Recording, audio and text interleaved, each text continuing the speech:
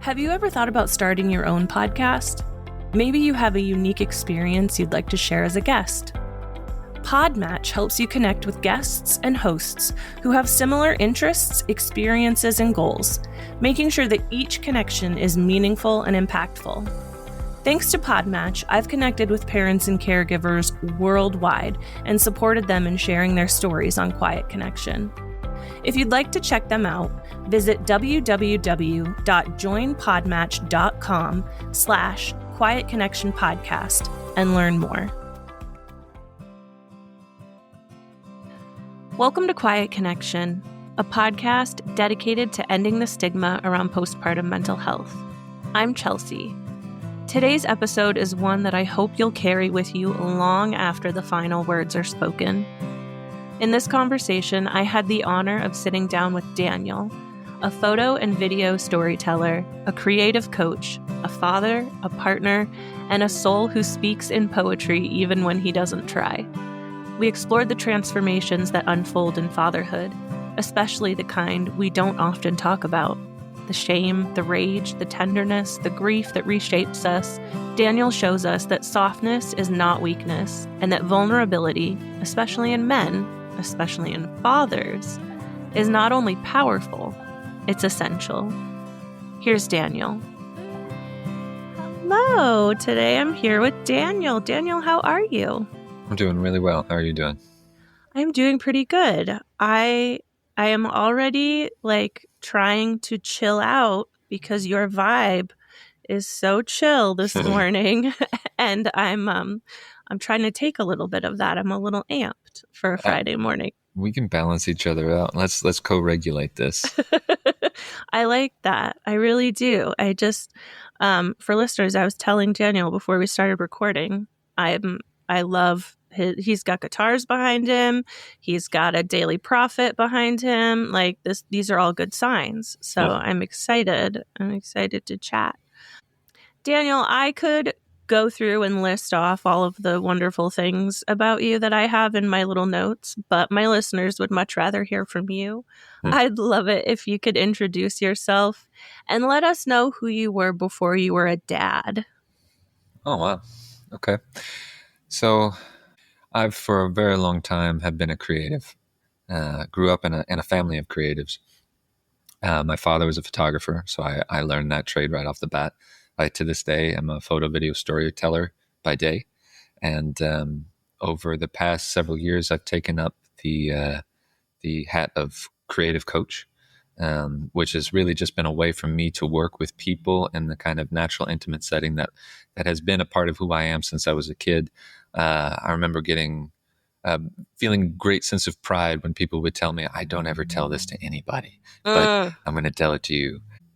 I had aspirations of becoming a counselor or a therapist, but it didn't turn out that way, and instead turned out to be that I already had an education through the process of songwriting, of delving deeply inward and translating that inner world into some form of lyrical or musical art. And that came to light over the past few years in a program called Song for the Soul, which I'm sure we'll get into later. But essentially that was just that's the current articulation that is an outward offering to the world of something that I've been doing since I was a kid, of taking in the world and basically humming a tune to it and putting it to music and lyrics. And so you can imagine me following my father's footsteps of picking up a camera when I was in my teens, and even before then sitting at his side at the piano learning to play, and then spending many, many hours alone with music, just completely obsessed. You know a musician because they're sitting in the corner making sounds on an instrument, whether they've played it before or not. There's something extremely exciting to a musician about making noise with something they've never even heard before. So I know my people pretty quickly. And that's who I've been. Then when I became a dad at 18, my world was turned upside down, and I moved from Arkansas to California, and became a very small fish in a very, very big pond. And that's where I learned. That's where I say I learned to drive, uh, because you do it's another level entirely, which is basically just a fractal of everything else that you experience. You learn to do things at a much larger scale out there, and so about 6 years of that, I was very eager to get back to Arkansas, where the green trees were, where the simple people were, where the smaller roads and uh, lesser traffic was. But the transformation into fatherhood was basically one of suddenness and extreme in nature. Yeah. Yeah. Which kind of the journey into parenthood is. Yes. Yeah. Yes. There's no way Um, around that. no, not at all. And that is such a huge culture shock going from non-parenting to parenting and going from Arkansas to California. And what you are describing too as like your happy place. I'm in Vermont. Like we've got Uh, the green trees and the rolling hills and the yeah. like I can't imagine myself anywhere else. So that's resonating with me for sure. Also, what drew me to you initially was how your life has sort of evolved and revolved around creativity and creation and music especially. I'm also a music obsessed person. Mm-hmm. um, and kind of chronicle my life that way as well. Although I'm not talented in writing music, I wish I could. Um, but yeah, and that plays into your fatherhood journey as well. So all of these things are so cool, and I'm so excited to dive into them a little bit. But starting from the beginning of fatherhood, you mentioned you became a dad at 18. So a question that I ask a lot of my guests is, was being a parent always part of your plan? And it tells me more. It's more than just like, well, did you plan to have kids? It tells me a lot more than just that. Did you always kind of envision yourself being a dad, or did that just kind of happen? I knew I wanted a family. I was the youngest of four kids. I've my bumper sticker now is I just want to be a kid in a big family. Yeah. Basically, that's my call to return to the village. I feel most at home in a big community, and so it makes sense that I would have a big family of my own. And so we just had our third, actually, just about a month Congratulations. ago, our third baby. And after the first kid came so early, there was a part of me that fantasized about the idea of being done with parenting and being done early, and and moving on to what life is like after parenthood. But now that baby number three has come and my eldest is about to move away to college, it's Wow. very clear that I'm a career parent. Yeah. Yeah. That I'm in it for the long haul, that I'm starting all over again. And, third time's the charm. I was quite ready for it this time. Completely surprised the first time. Um, a little bit more prepared, but a new level of self awareness birthed by my son Rowan, who is now 8, and now Elijah, born 1 month ago, has really set the stage for what I feel like is a completely new chapter as a father, one in which I have taken it on soulfully, willingly, with the capacity to genuinely give myself to it rather than one foot in, one foot out the door, which is kind of a subconscious state that a lot of people live in. You can think that you want to be a parent, and then you get hit with the truth of what it really is, which is perpetual service to someone else and loving someone more than yourself, so much so that you are concerned for them basically all the time, low level all the time. Which is what helps keep them alive. It's part Yeah. of the benefit of this species is that we love our children so much that it hurts, and it has deepened me and opened me up to a greater capacity.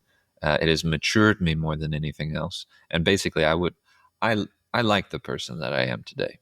I can't say that that's always been a true statement. Hmm. I've for much of my life did not like who I was, and it is the purifying fires of parenthood, of fatherhood, of being in love with your kids and them testing every potential rough edge until you're smooth like the river stone. There's nothing that compares as far as the transformative power of parenthood. And so I don't know what I thought truthfully then, because it couldn't have been very informed. Although there was always the flicker of course, I want to have a family. Of course, I want to be in love with a bunch of people as we all grow old together. And it's more true now than ever. That is, I think, one of the most beautiful explanations of the journey through parenthood and the journey through adding children into your family that I've heard in a very long time. It also ironically reminds me of a line from a song by Brandi Carlile. It's called Welcome. It's called The Mother, but it says, "Welcome to the end of being alone inside your mind." Oh yeah. And just once you have children, it's just all consuming, and Yes. it's all you think about. So yeah, I'm. It's not often that I am lost for words, but that was honestly, that was beautiful. That was, yeah.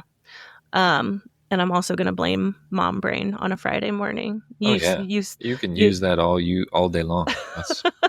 And use that for the next however many years. Forever. Yeah.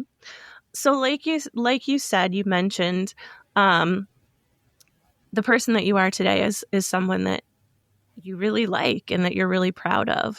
But that wasn't something that was always true. Can you talk a little bit more about that and how it relates to how you view yourself as a dad and just as a person, just as Daniel? Yeah. Well, I was, just having a conversation with my daughter yesterday as we were driving around. She's telling me how excited she is to move off to college at the end of the summer. And she was talking about, her self-love mixed in with her pride and with her ego. And it came to me really clearly to express what I had learned in the metaphor of the tree. You've got to root down in order to be able to rise high. And your roots are where it's it's wet, it's messy, it's painful, it's uncomfortable. This is my shame, but I don't hate it. We got to be able to bear our less profitable angles of our own story in order to have the whole story. In order to be whole, we have to include the parts of ourselves that we would have basically just shrouded in shame and never spoken of, and buried low beneath our ascension and our glamour and the things that we want to project to the world. And so I spent many years just projecting. And I mentioned earlier that I had aspirations of being a therapist, and it had a lot to do with the fact that I was very attuned to people. I was the youngest of four. There was a lot of mental illness in my family, and I became very aware that as a little observer of what it meant to see other people deeply, and see things that they hid from others. So I became very aware of others, and so much so that I would regularly engage with people in a way that I was attuning to them, and almost entirely neglecting myself. And in that process that was a protective strategy as a young child, to keep mama happy, to placate the siblings in order to fit in and to get love. I just abandoned my own needs, and I flexed infinitely in order to make sure that everybody else was happy, because that meant I was happy. At least that was my inner story. If others are happy, I'm happy. I don't know if you ever delved into the Enneagram, but there's the Enneagram 9, and the 9 is more like every other point than they are themselves. They're the peacemakers, so they're willing to completely conform in order to make peace externally. But what happens is a very unpeaceful inner world. And so that's where my shame and resentment built up, is the places I refused to look inside myself, to recognize that I was regularly abandoning my own voice. The parts of me that were too rough or too edgy, just 1 point away from the 9 is the 8, which is the challenger. And that's the person I love being around, challengers, because I get to absorb a little bit of their fire and unwillingness to waver according to their own will. They do not want to have their freedom infringed upon. And I in many ways believe my son is either 8 or 8-like, in that he is the externalized version of everything I repressed. All of the anger that was inside for me is on his outside. So he immediately shows you his anger. He immediately tells you what he will and will not do. And he's 8 years old, and we've created a bubble around him where he's been allowed and encouraged to be a sovereign individual. But raising a sovereign individual, let me tell you, is some kind of hell, because you can't just tell them what to do. You have to. It's basically all carrot, no stick, because it's not bribery. It's more just, I love you, and it would be best if we worked together on this. But I understand that I can't force you to do anything, and that's a hell of a thing to have to go through, especially if you were the kind of kid that was raised not as I was, but I was the kind of child that would just go with the flow in order to make everybody happy. And that broods a major, major anger, a major resentment inside your being. And that is the part of me that I was most ashamed of, and refused to let other people see it until I had no control over it, and it would explode. Mostly on those that I loved most, because they're the ones that were inside the wall. They're the ones who were regularly there and regularly pushing my buttons. And so I had this thing that was in me, I would call it the rage monster, that would explode out of me. And when you have that, and you know that there's really violent thoughts in your head, and you have really aggressive moments where your hands are doing things you don't want them to do, where your voice is doing things you don't want them to do, it kind of feels like you're possessed, or that you have a part of you that you want to kill or cut out of yourself. And so my level of shame, I would say, was at the extreme end. While I had the extreme end of calm and peace on the external, I had the extreme end of anger, rage, resentment, and shame on the inside. So I'm a good test case, a good limit case of what it's like on both ends of the spectrum, to be able to coincide with others in the midst of chaos, and at the same time to be utterly chaotic inside. And the journey of coming to love that aspect of myself was one of humiliation, of humility, of bearing that truth in the face and eyes of my wife and my children and my friends, my men's circles, my coaches, and my myself, me and God. I really just had to regularly, and I do to this day, get down on my knees or sit and meditate. And that process of being humbled is what I was referring to with my daughter when I was talking about the roots. Is that if you humble yourself, there's this scripture that's been coming to my mind lately. Blessed are those who weep, for they will be comforted. And I find that to be profoundly true, because I weep on the regular. There is no shortage of things for me to weep, whether it's the loss of my father, which happened just a few months ago, whether it's recognizing that my daughter's about to go away to college and that her childhood is over and something new is beginning, or just watching my son, who I love painfully, grow from this amazing fairy-like, dream-like state of childhood into young adulthood, where he's becoming more aware, more conscious, and his hands and his feet and his body are changing. And I don't ever get to hold that plump little baby that he was. Now, fortunately, I do get to hold his little brother Elijah, and he's getting to be a big brother now. So it's just the depth. The greater that sorrow carves out of your being, the greater your capacity for joy. That's a Khalil Gibran quote that means a great deal to me. Love and sorrow are the same. They're two ends of the same stick. They're the roots of the tree, And coming to be humbled is holding myself in my tears and recognizing that I don't have control. I don't know what's going to happen. I can't force others into loving me or into loving themselves. My main work and my greatest work is simply just loving myself every day, and loving myself like God loves me, loving myself like I love my children, and that kind of unbridled forgiveness of the things that I'm not proud of, and holding them in that light of loving awareness. Yeah. You hit on so many topics that are so often stigmatized. And not just in life, like if we narrow it down step by step, they're stigmatized in life, they're stigmatized in parenthood, they're stigmatized in motherhood, and they're even more stigmatized in fatherhood and in men specifically. And you just so honestly and like freely shared about these things that we are told we are supposed to keep inside, which I'm so thankful for. So like the things that particularly resonated with me um are your ability to just say like uh, I weep on the daily. Like there are reasons to cry all the time.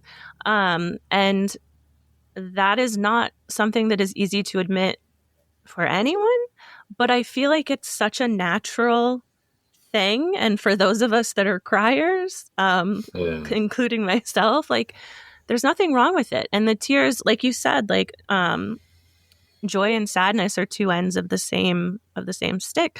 Like why just the ability to just cry and to just be in it is, I say this all the time, but beautiful is my word. I say I need to get a thesaurus because all I ever say is beautiful. But that's so beautiful that you've learned to, or that you just have allowed yourself to let that be and live in that. And to also talk about so freely, to talk about your own struggles with, you said the rage monster, I think is what you called it. That I'm such a visual person too.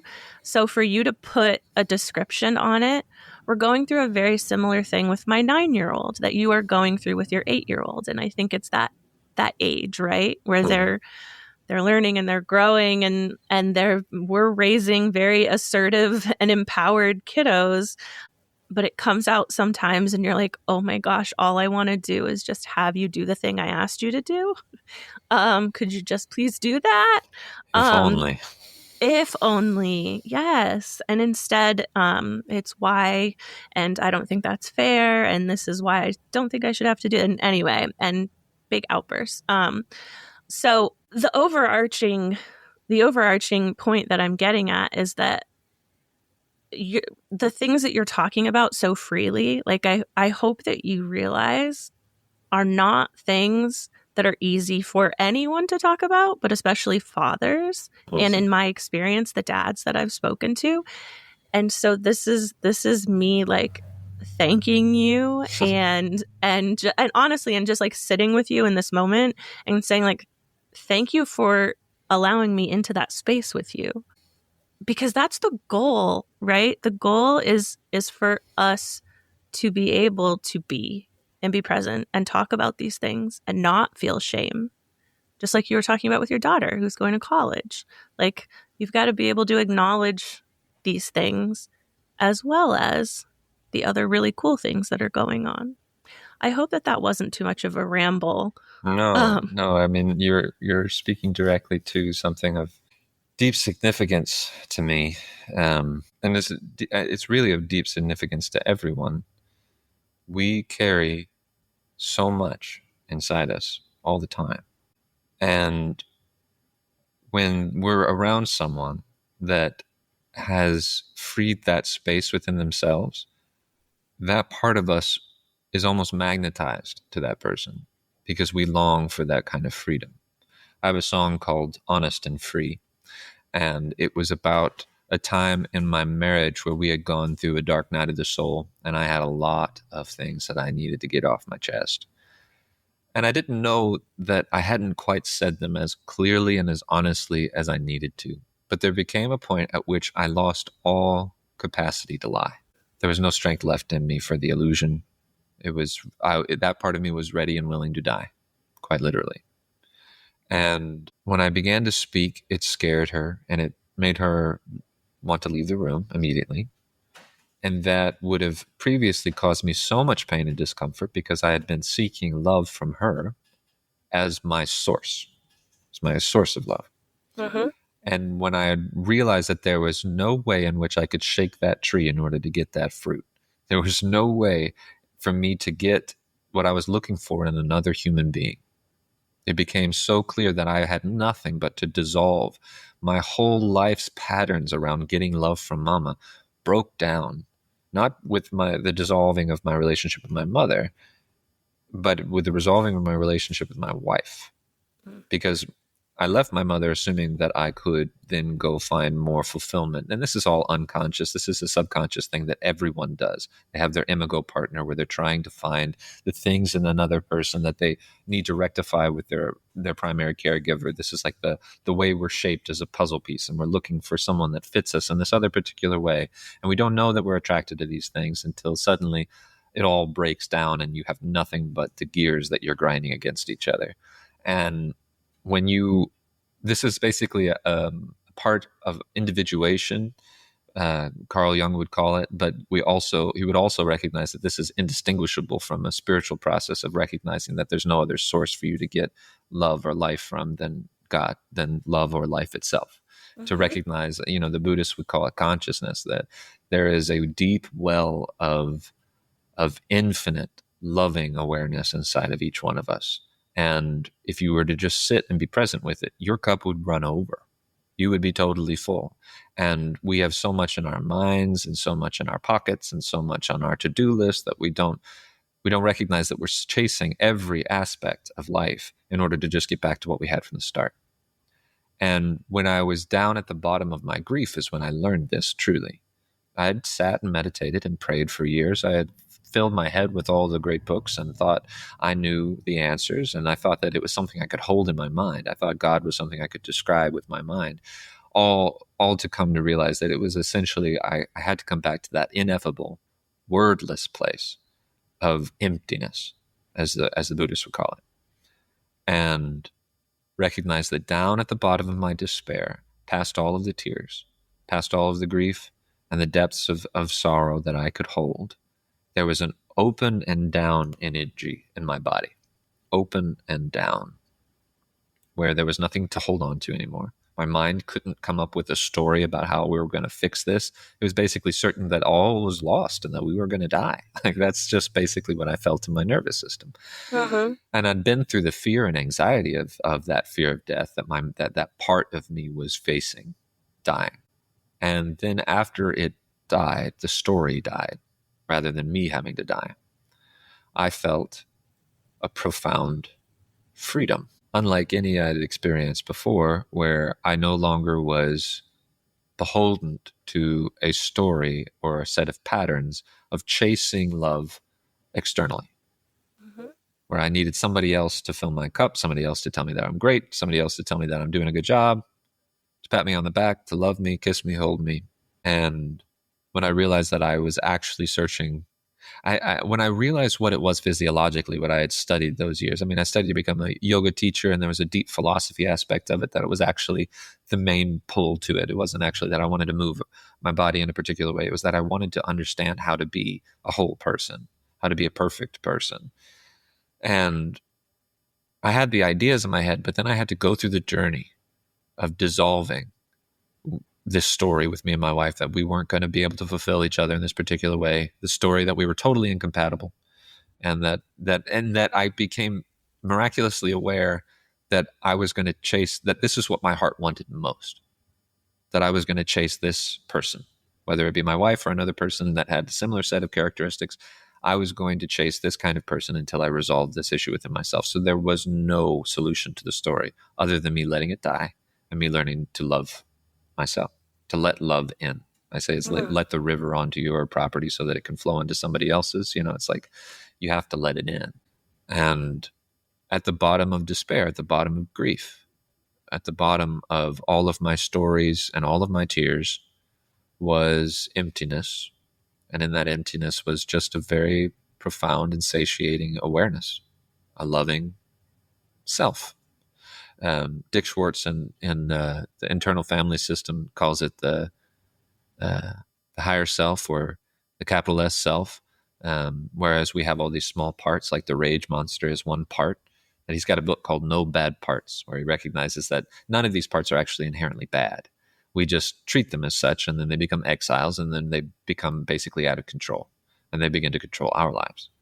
And meeting my capital S self, my loving, generative adult, is spiritually akin to meeting God. because it's the highest angel inside you. It's the highest consciousness inside you. It's the one who wants the best for you and for everyone. There's just nothing to it that is anything but acceptance and like a generative awareness. But all that's these are fancy words to describe something that has no words, and they it doesn't have a location other than it's pretty much at the center of you and expands outwards. And it's relevant for us to talk about this, circling back around, because everyone has it. They all have the gift of infinite love, truly infinite love. And we can feel that to some capacity with our children, but even there we hold on to resentment and resistance, and truly it's in the surrendering of grief and sorrow and humility and shame that these things are not the worst thing in the world, but they're actually our ally to allow us to descend downward into our roots in order to taproot the infinite well of life swelling up from the earth at all times. And so this is the kind of metaphysical words that I use to describe something that's really energetic, really nonverbal, really fundamental to what it is to be alive. And I can't help but to draw my attention there because it's actually the source of where I gain peace and love each day.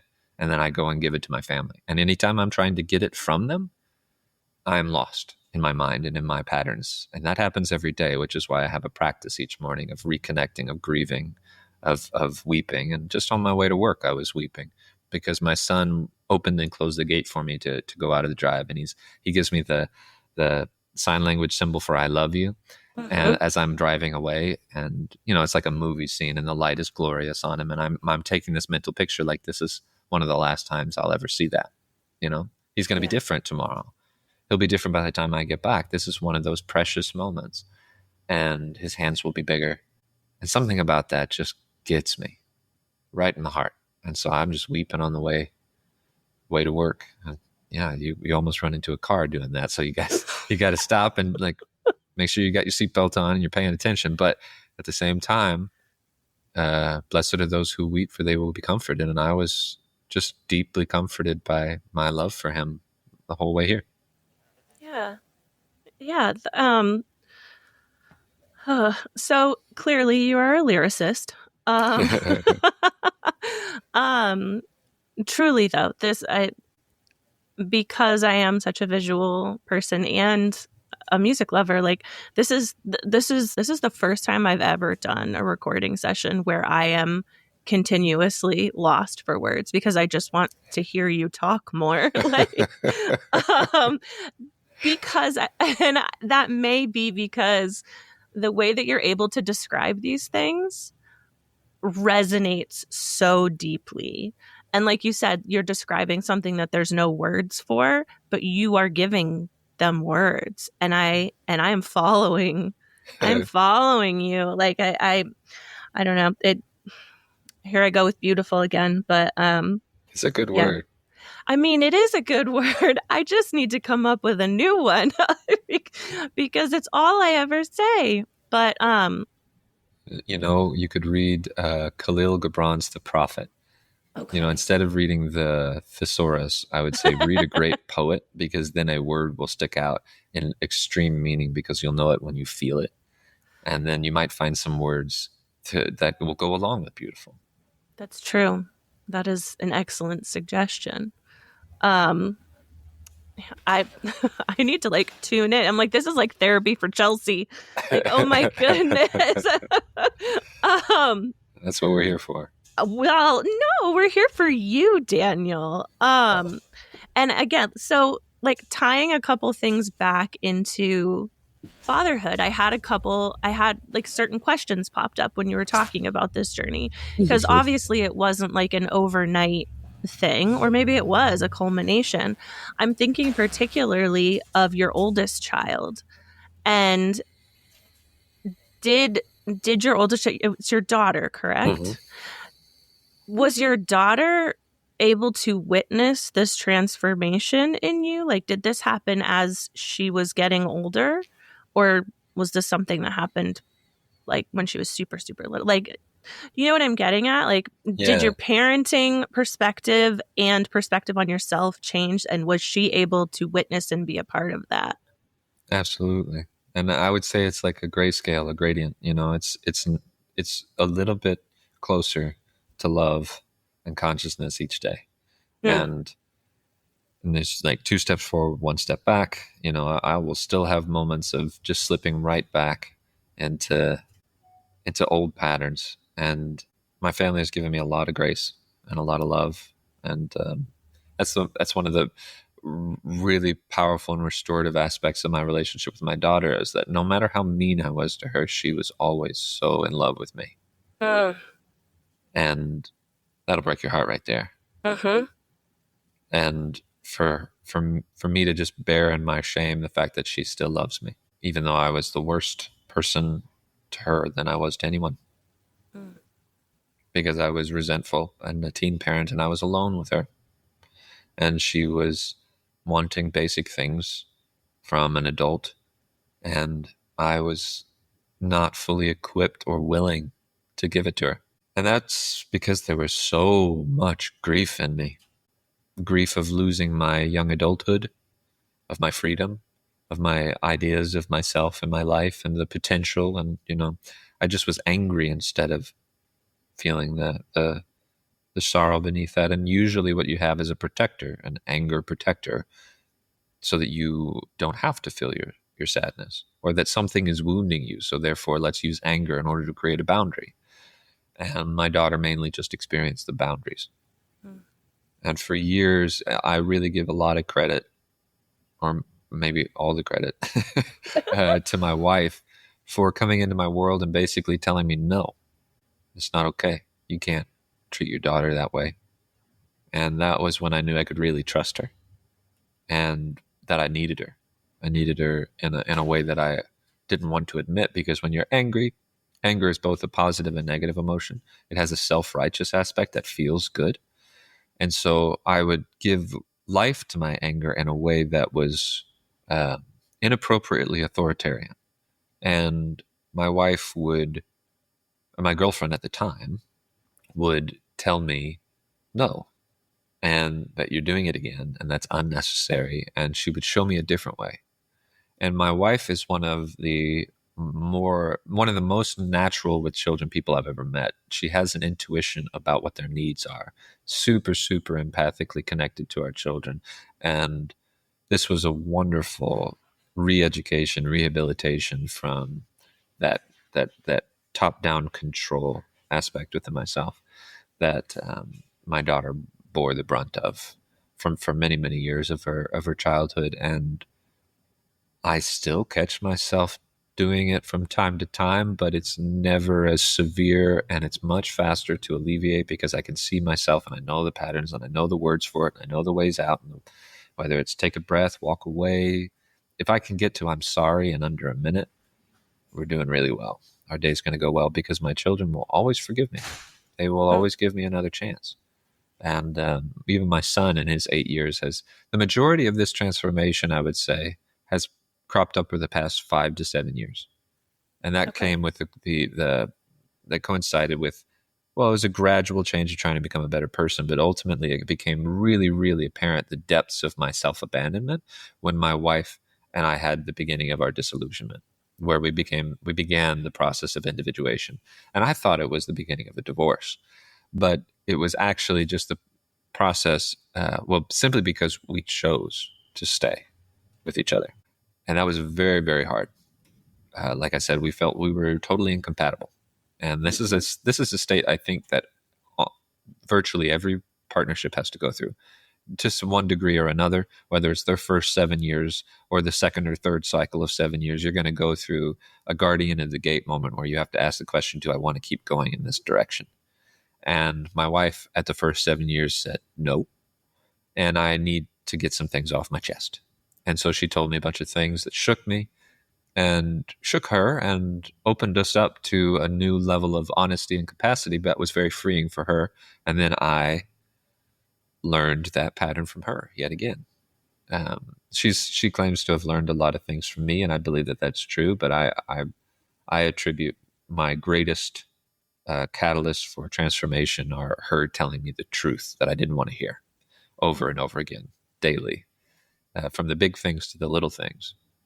And this is the value of a life partner. It's not that they are the easy source of infatuation type topical love. It's that this is the transformative fire of love, that someone's going to watch you get old, watch you get sick, watch you transform from being an adolescent to a mature adult, and know everything that you had to go through in order to get there, and can holds your baggage with lightness, and the freedom to forgive and forget. And there's nothing, I'm sorry, but there is just nothing that compares to that kind of quality of relationship, aside from your relationship with your children. And that no kind of hookup culture, or no kind of, leave this marriage for that marriage, or partner for partner, there's something about sticking it out with a person that is, you can't understand it until you have it over a long, arduous period of time. Yeah. So yeah, much of my transformation is thanks to her. Yeah. And you talk, and I'm gonna ask a question, and if you don't want to talk about it, let me know. But I don't know if this coincided with that period in your life, but you mentioned that you and your wife had experienced a loss, a pregnancy loss. Was that prior to, during, after that sort of breakdown of where your relationship was at, and did it impact it at all? Yeah. Well, it was prior to, and it was actually before we got married.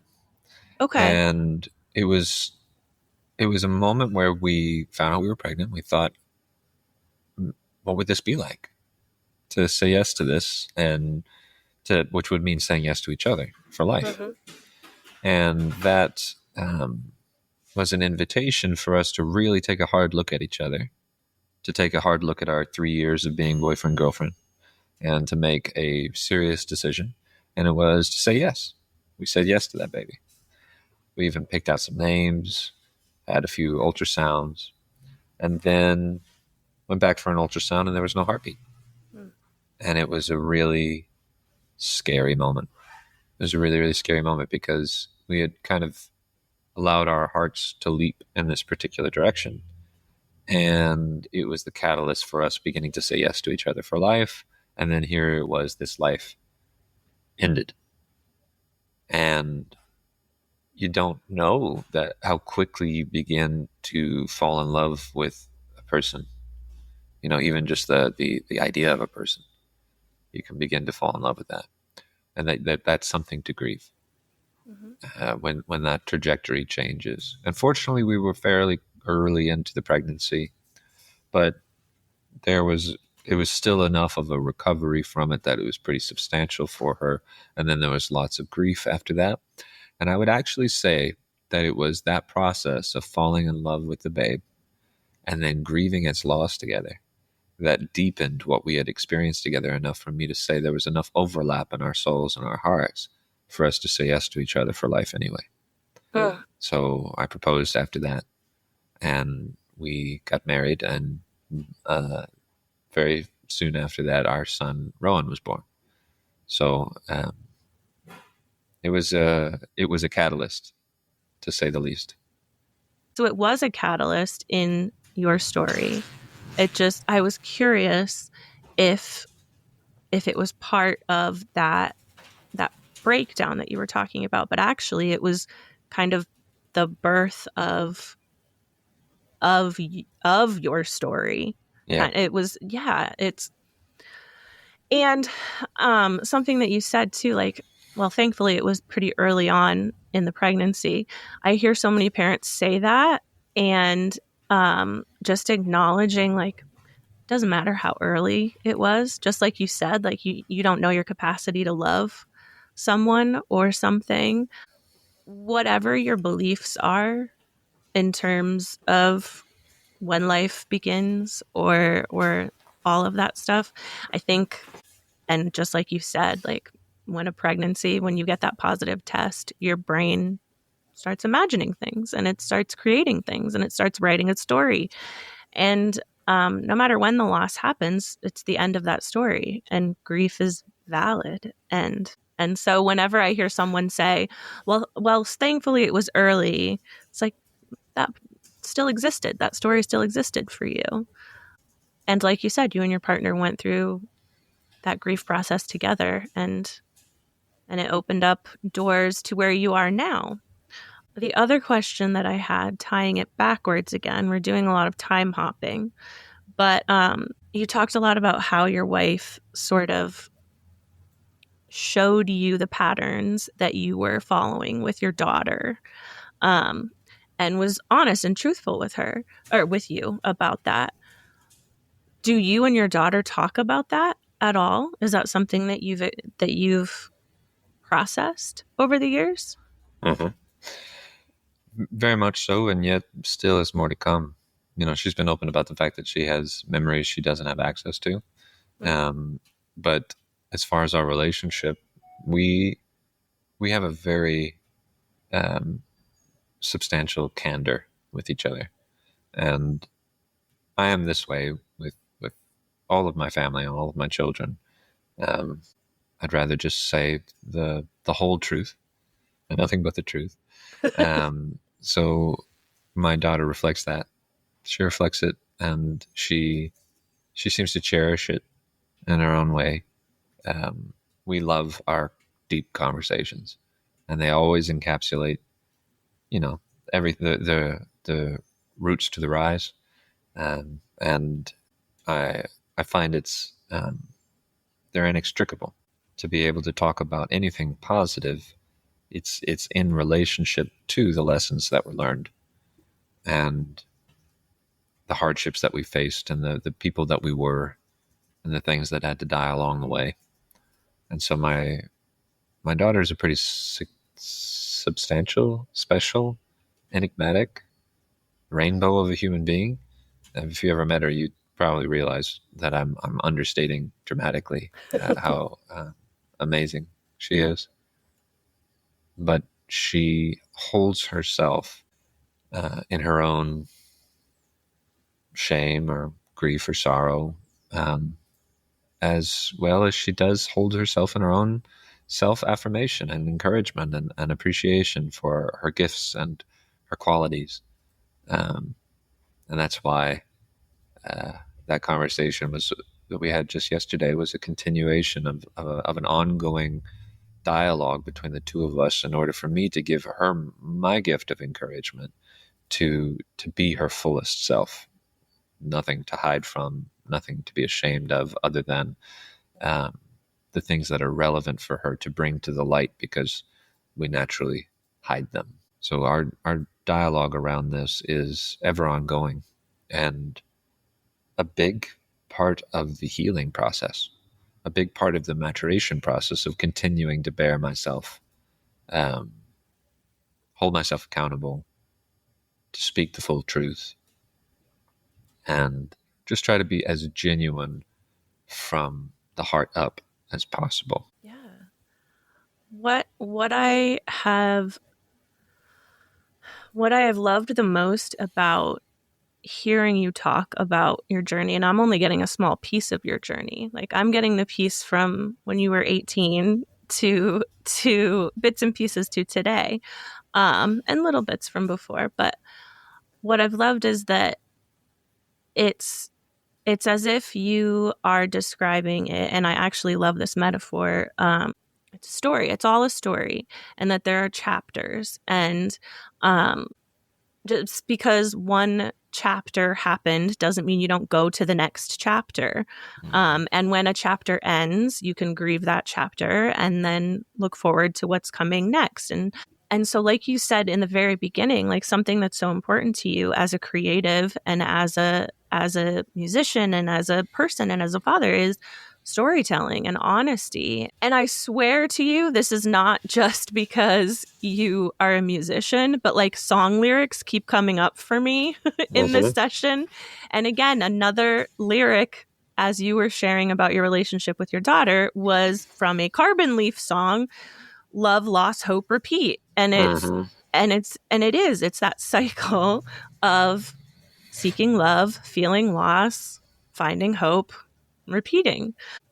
I guess to sort of like tie us back around, because you've had 3 opportunities now to explore the different sides of yourself as a person and as a father. What were the most profound ways that you've shifted with each iteration of you as a dad? Mm. It's an interesting way of distilling the major themes of transformation from child to child. Right? It's a really broad Mm-hmm. question, but I feel like it's those chapters. So, if you'll allow me, I'll go out of order. Yeah. With my son Rowan, like I said, I told you he's uh, extremely willful, and I came to realize, there's a great parenting book, Rest, Play, Grow.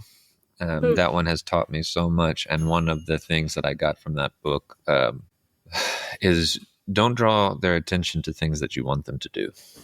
Mm. And what that allowed me is the opportunity to be influential rather than demanding. And it's kind of a nutshell example of one way and of this larger principle in action. With my son, I learned how to let go and not try to control another human being, but to try to love them towards their own good. And that letting go of control literally means dropping my shoulders, relaxing my brow and my jaw, taking deeper breaths and being more patient, and realizing that I cannot rush this alone. I cannot force him into doing anything. I cannot coerce him or demand. It won't work. It just simply won't work. And trust me, I have tried. And no amount of my will dominating his will would work. And so he taught me by sheer force of his own will that I was going to have to become a loving, compelling, respectful individual to the least amongst us. And instead of just expecting the least amongst us, who, because you're fed and you're sheltered and you're clothed and you should just do what I tell you, right? You should just respect me because I'm big and scary, right? No, I should get on my knees and I should look him in the eye and I should let him know that I feel his heart and I know that he's a sensitive person who has his own rationale for things and he's deep in play and he doesn't want to stop and come inside for dinner. But I should let him know that I love him and that I'm interested in his imaginative inner world and that I have just prepared something delicious for him that I think he's going to like. And I'd love for him to tell me all about it at the dinner table. I love that. Which is a completely different character. So my son literally, by sheer force of will, is either going to perpetually enrage my inner monster, or he's going to bring about the nicest person I've ever met out of me. And it's my wife who leads by modeling this. So I'm no saint on this regard. I literally just have a really good body mirror in the house who I can just turn to and watch and then go, okay, well, that's really frustrating that I have to do that. But I'm going to take a breath and I'm going to do my best. And that's my son transforming me. My daughter in many ways continues to unfold her story. And I think it's most deeply around shame. And that she loves me through my shame. In many ways, she's taught me how to love myself like God loves me, love myself like I love my children. She just continues to love me no matter what. And that's like the deepest octave in me, And that continues to broaden because I see more and more of myself in her and her chaos and her ADHD and her extreme explosion of creativity on everything in her life. And I realize, oh, that's me. And I used to be so frustrated at her because of all of these things that were just like me. And it was, I used to think we were opposites.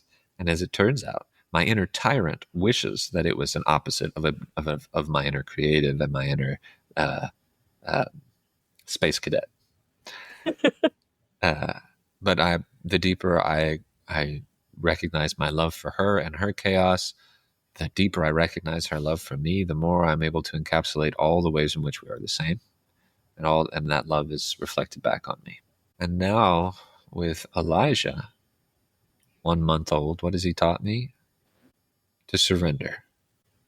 My wife, we had just moved onto our new land, moved our house onto the land. We had built this house to live in and then to eventually move to land, and we did it after 6 years. I was working underneath the house when my wife squatted down next to the house and said to me, "Well, it looks like I've been pregnant for a while."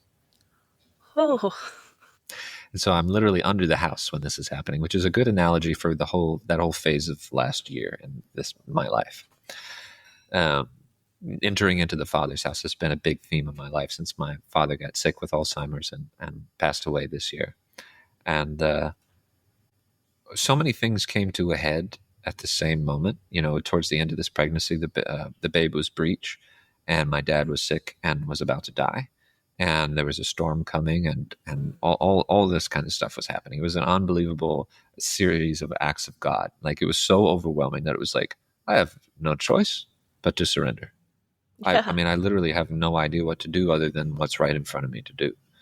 And now that the babe is here, I say it's third time's the charm, because the first time I was a resentful 18-year-old. The second time I was trying to get my wife to be my mama. And so this time I finally realized that I'm the dad and that I can give to them almost endlessly and still have that be a part of what fills my cup, rather than just being empty at the end of the day. So long as I continue to love myself, nurture myself, stick to my practice, feed myself nourishing foods, but also to feed them all day long and to take care of them and all of their needs, and continue to surrender and be humble with my son and encourage him rather than discourage through bad temper, and to just be present, to actually want to be there, to not be high on something, watching or listening to podcasts or filling my face with something endlessly. I basically ran into a digestive issue where I couldn't eat things anymore. It was basically like everything kind of came to a head where it's like, now it's time for you to go through your saint training. You're not allowed. You're going to be a monk. You're not going to eat sugar. So for all this past 40 days for Lent, I have not been eating sugar. And today I could eat sugar, but I have chosen not to, which means that something has happened in me, which is transformative in itself. So it's a surrender to a kind of love that is generative, that starts with me, and it's all for them. Yeah. Yeah. You did a wonderful job of, like, when I asked the question initially, it seemed like a really broad question and a really simplistic way to like boil it down. But I see those different versions of you. Even though I didn't know it, I'm just meeting you today. And yeah, again, that love, loss, hope, repeat thing keeps playing in my head over and over again. Like, That's the value of a good lyric right there. Oh my gosh. That's why there's potent medicine. Yes. Well, I used to, side note, I don't talk about myself much on the podcast, but like that music, my whole life, music is the medicine for the soul, is what I've always said. Absolutely. And I live my life through music, and I live my life through lyrics. I wish I could write. I sing, but I can't write. But so this has been one of the most deeply impactful, like, recording sessions I've ever had, but also one of the most challenging, because I just want to hear you talk more. Because it's like a song. Like, you're speaking in lyrics, you're speaking in poems, you're speaking from your heart and from your soul, and I could sit here all day and just listen. Except that I can't. I appreciate that. And I just want to push back on one thing that you said twice now, is that you can't write. And the reason I want to push back on this is because this is not a unique trait to you. This is something that I encounter in almost everyone at some capacity or another. Even great songwriters that I know. I have a band that I started this past year called High Country Hymnal, and it's me and three other people. And one of the members is a brilliant lyricist. And when I met her, she just thought of her, like little poems that she would write to herself, and she didn't think much of herself. And we were all just stunned at the things that are coming out of her. And not to say that as like an example of comparison, but just a reminder that even greatness is hidden behind our own limitations, our own self-limiting beliefs. And so I, as a creative coach, have gone after that, the inner critic that says, I can't. It's basically saying, I won't. And the thing that I always get people into, whether they're non-musical or whether they've got a writer's block, is I get them into something from the artist way called the creative, the morning pages, where you write for 15 minutes, you write 3 handwritten pages. And the morning pages are an opportunity for you to basically get the gunk out of your mind and start putting words down on paper, regardless of any expectation of what it's going to be. And it doesn't matter if you're a lawyer or if you're a writer or if you're a doctor, whatever it is, you have the opportunity to get something moving in you verbally out on page. And this frees you up energetically. It's like pulling the cork out of the bottle. Things begin to flow, whether it's prose, whether it's a to-do list for your day that actually clears up your mind so that you feel less stressed, or it's a story that you didn't know, or it's the dream that you had last night, or it's a letter to your father who you wish that you could still speak to. You know, those things are in us waiting to come out. And when we say, I can't write, or I can't be creative, or I can't sing, we prohibit ourselves. And what I want to say is, I see you, critic, and you are welcome in the editor's room, but not the writer's room. In the writer's room, it is free game, like a playground. And we don't prohibit the children. We don't give them 15 minutes to go and play, and then they got to come back in order to do their math. No, you give yourself as much time as you need to let your soul have free reign, because that is why you were born. So let whatever is in you to come out, regardless of what the critic says. And then let the critic come be a useful tool to help you sharpen it and get a little bit better. Say, what can I do with this? How could we expand on beautiful? What are 5 other words for beautiful? Rather than saying, you need a thesaurus. It's like, well, maybe I just need to speak more and hear myself speak more or write more. And so I just encourage you and everybody listening to recognize that you are a creative being to start. And anything that gets in that way needs to take a back seat. I always say that I meet people when I'm supposed to meet them through quiet connection. And anyone who has done podcasting knows that it's an endless cycle of scheduling and rescheduling and scheduling and rescheduling. And like you said, we initially scheduled this over a year ago. Yeah. And we're meeting today. And you don't know this, but I write. Like I write. I'm a writer. I'm a writer for a Vermont mom blog, and I just write like op-ed pieces and things. But my confidence I've always wanted to write music. So my confidence in composing, and even in college, I took music theory. I took guitar lessons. I took piano lessons. I did all of these things. And you're right. When I say I can't, it's because I try it and it doesn't immediately work. And I'm like, okay, so this isn't what I'm supposed to do, I guess. But the only difference between the master and the student is that the master has failed more times than the student has tried. Yes. And it's basically, that's why I say a musician is a music obsessed. They're obsessed with making noise. It's basically, do you love the process of making noise so much that you're willing to be terrible for years? There's no way. I mean, I've been doing this 25 years. The things that I can play today would have just blown my socks off when I started. But now I'm also looking higher up the mountain to people that I admire, and I could compare myself to them, but I'd rather just say, you know what? I'm just going to keep going. Yeah. So enjoy your chopsticks on the piano. Enjoy singing or humming to yourself in the shower. Do it with reckless abandon in your car where nobody's listening. Dance like the camera is off is what I tell people. Just do it because your soul wants to. And any expectation that it should be something other than what it is a critic. And it's not actually the thing that generates in you. That's a stopper. And what you are trying to connect to is the endless well of creativity that is desperate for your time and attention. So I say you can, and you are. And I'd like to hear you sing more. See, this is what my soul needed today. Mm. It really, really did. Because I could sit here and listen to you talk all day and get deep, because it's my favorite kind of conversation. Unfortunately, I don't have the luxury of that kind of time, and I don't want to monopolize your time either. I typically have 2 questions that I end an episode on, Mm-hmm. and I save them until the end so that I get to know the person. I have a completely different question for you. Excellent. I don't do this often. I want to know, and you've talked a lot, again, like fatherhood is it's a dynamic topic for you in terms of like your relationship with losing your father and seeing him go through what he went through and these different iterations of fatherhood for you.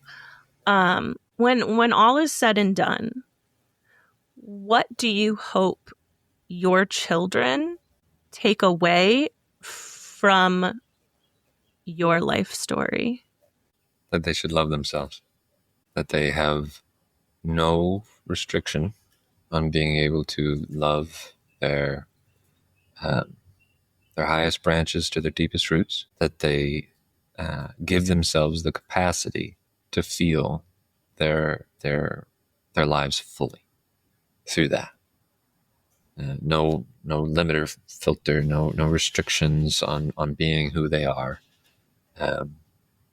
Learn to love yourself fully so that it can flow into other people's lives. And you can resonate at the capacity that you were born to. I think you are living and breathing that. I think you are setting an amazing example of that, especially with accepting the highs and the lows. And just meeting you today, I have full confidence that your kids know that because of you and your wife. Thank you so much. So, Daniel, thank you. Thank you for being you. Thank you for sharing this space with me, letting me in, and thank you for sharing your story. Thank you so much for having me, for doing what you do, and for creating a space like this. I know that it means a lot to a lot of people. I don't know about you, but I'm sitting here with a heart cracked open in the best way. There's something so sacred about witnessing someone speak their truth with such clarity and such reverence for the whole messy, miraculous journey. Daniel reminded me, and I hope he reminded you, that healing is not linear and transformation is not tidy. Thank you, Daniel, for your presence, your poetry, and your willingness to let us in. You can keep up with us on Quiet Connection by following us on Facebook, Instagram, RedNote, YouTube, and Threads at Quiet Connection Podcast. You can also find us on Blue Sky at Quiet Connection Pod. You can help our community grow by leaving us a rating and review on Apple Podcasts or Spotify, and consider sharing our episodes on social media. To share your journey, you can contact us through our website at quietconnectionpodcast.com or by email at quietconnectionppmh@gmail.com. Join us next time when another story is told and you realize you are not alone. I see you.